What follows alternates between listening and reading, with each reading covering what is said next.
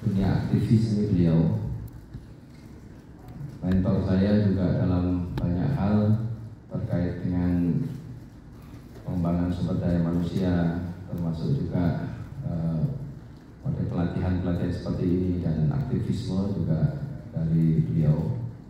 Tapi sudah lama tidak bersua secara fisik, tapi kontak masih terus berjalan dan sekaligus sahabat karena sama-sama menjelajah Jakarta pada saat sebelum reformasi 1998, malang melintang di Jakarta, sekaligus kadang ke Malang, kadang ke Surabaya gitu ya. Malang melintangnya itu Surabaya ke Jakarta, ya macam. Profesor Dr. Ahmad Fatoni Rodi, beliau pernah menjabat di birokrasi sebagai asisten deputi di Kemendikbud Dikti tahun 2000-an.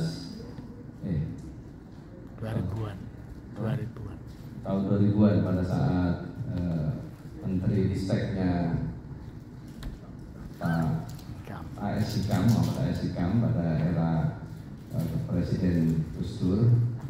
Kemudian beliau menggeluti banyak sekali aktivitas yang berkaitan dengan akademik dan juga pelatihan, juga aktivitas kemasyarakatan di Surabaya sebagai kampusnya, kemudian juga di Jakarta, kemudian beliau punya kediaman di Bogor.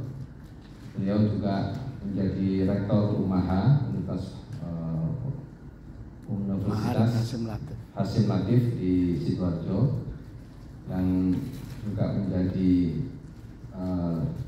leader pertama berkaitan dengan perubahan status ke universitas beliau, dan sekaligus sebagai guru besar di Universitas Negeri Surabaya di teknologi Umaha sebagai guru besar di Umaha. Tapi beliau ini berkarir lama di UNESA dan concern beliau di teknologi pendidikan. Ada banyak sekali karya-karya beliau yang kemudian bisa mengantarkan menjadi profesor. Tapi profesornya itu betul-betul profesor, karena ada juga profesor ini guyonannya di kami, prokolonnya pemuda Ansor, karena beliau juga salah satu dulu ketua di PPGB Ansor pada era kepemimpinan Mas Saifullah Yusuf. Banyak sekali masih aktivitas beliau, tapi kali ini saya sengaja untuk mengundang beliau karena tampaknya beliau masih tetap ada di jalur yang benar. Masih serobang mustaqim gitu. Jalur yang benar ini pada tadi pengembangan akademi, kemudian pelatihan dan juga kolaborasi kerjasama, karena beliau juga sebagai Presiden ADRI, Asosiasi Ahli dan Dosen Republik Indonesia, yang anggotanya puluhan bahkan ratusan sekarang, jaringan perguruan tinggi di seluruh Indonesia baik negeri maupun swasta di bawah Kemendikbudristek yang dulu, sekarang Kementerian Pendidikan Tinggi dan juga Kementerian Agama, ditambah juga dengan jejaring yang ada di ASEAN, terutama Malaysia, Singapura, Thailand dan lain-lainnya, dan juga punya cabang di negara-negara tersebut untuk asosiasi dosen Republik Indonesia. Kebetulan saya juga termasuk pengurus yang tidak aktif, bendahara umum, sebagai bendahara umum yang tidak pernah menghasilkan uang.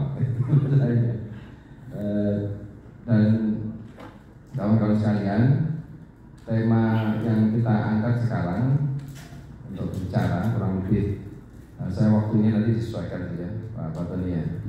Saya biasanya memanggil beliau ini Cak Tony, karena orang Surabaya biasanya menggunakan Cak, sebagaimana juga saya biasanya sering dipanggil Cak Tuki oleh kawan-kawan di Surabaya dan sekitarnya. Nah, Cak Tony nanti akan secara bebas saya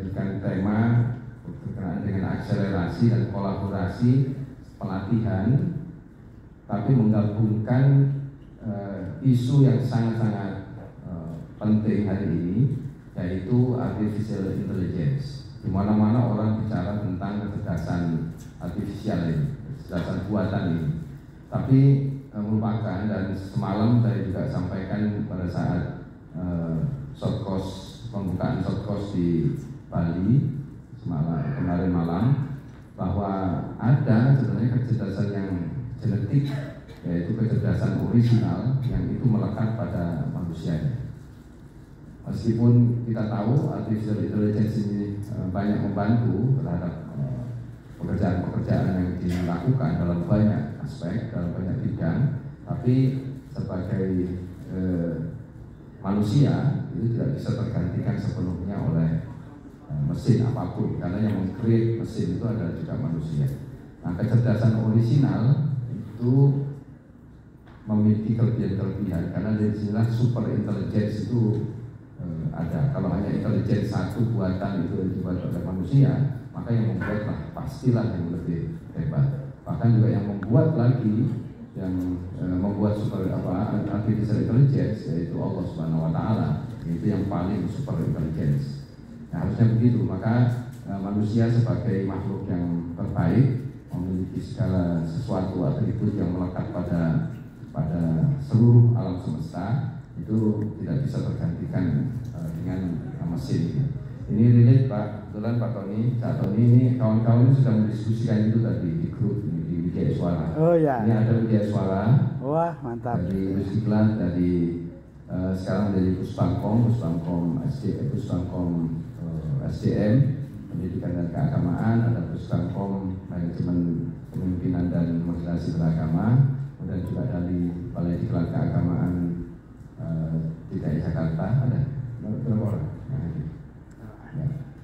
Kemudian juga dari sekretariat dan ditambah kawan-kawan, dan ini juga hadir di live streaming kita di YouTube dan medsos sosial kita. Sejumlah Balai Diklat Keagamaan banyak juga turut serta. Berapa banyak sekarang? Bisa terdeteksi nggak? Berapa banyak yang ikut? Menunggu mulai jam 1 tadi, jadi mohon maaf karena